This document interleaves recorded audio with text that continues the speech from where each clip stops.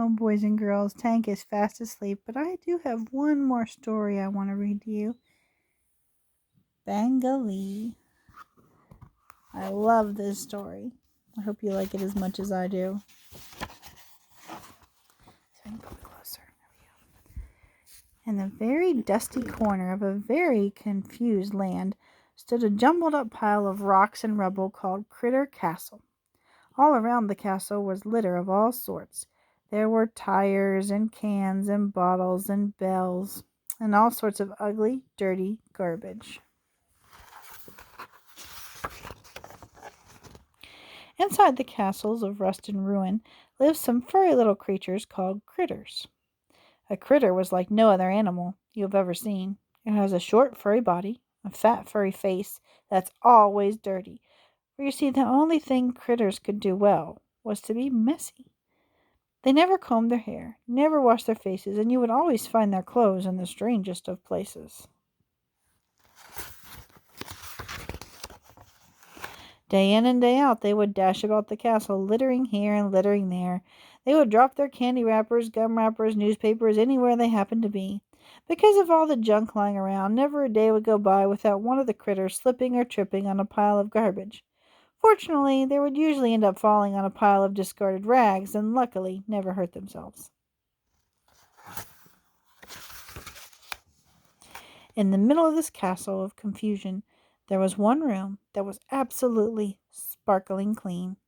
It was here that the cleanest of all the critters lived, and he was called Bangalee.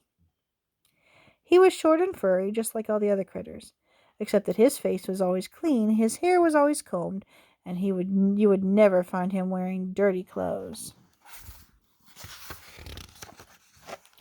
Bangalee would constantly zip about his room, picking up his toys, putting away his clothes, dusting every nook and cranny.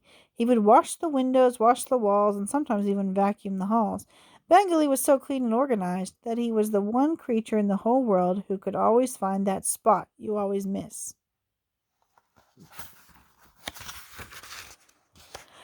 All the other critters would just laugh and call Bangalee names because no matter where he went, he would polish the lamps, clean the chairs, wipe the windows, wash the stairs. But no sooner would he finish his chores than a whole mess of critters would walk by, kicking up dust and dirt, and poor Bangalee would have to start all over again.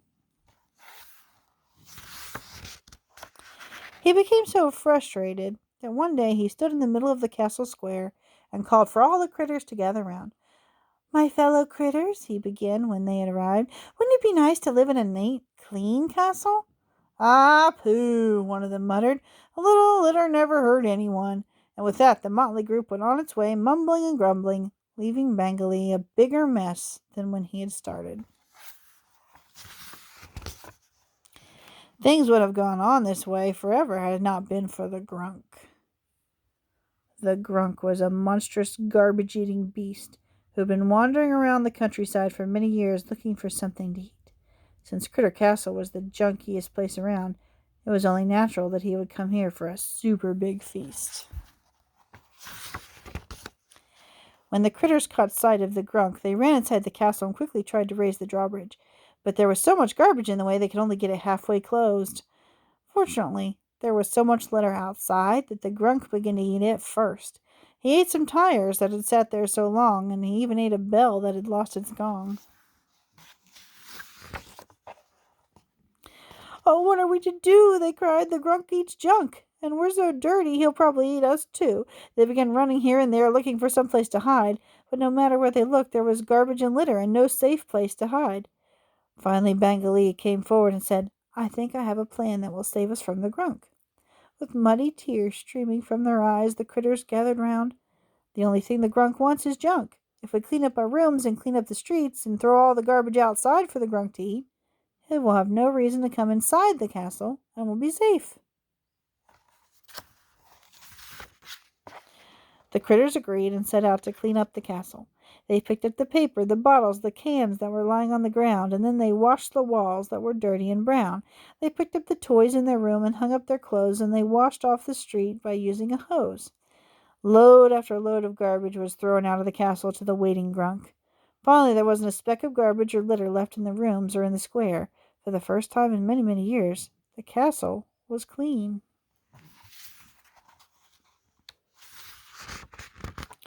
The Grunk had never seen so much junk.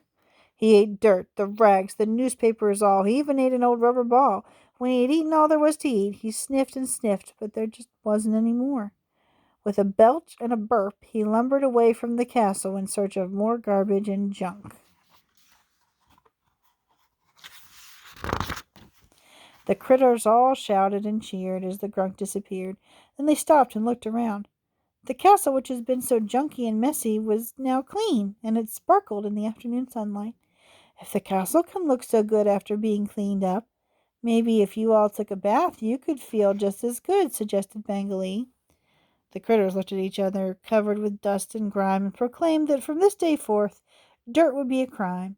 So all the critters, from the very old to the very young, took a hot soapy bath and got clean to the bone. To this very day Critter Castle is clean, and the junky old Grunk has never been seen again.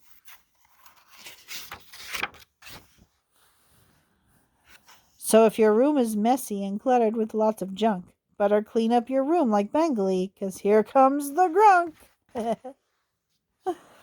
That Grunk is funny. You having a good nap time there, buddy? Don't you enjoy that story? Good boy.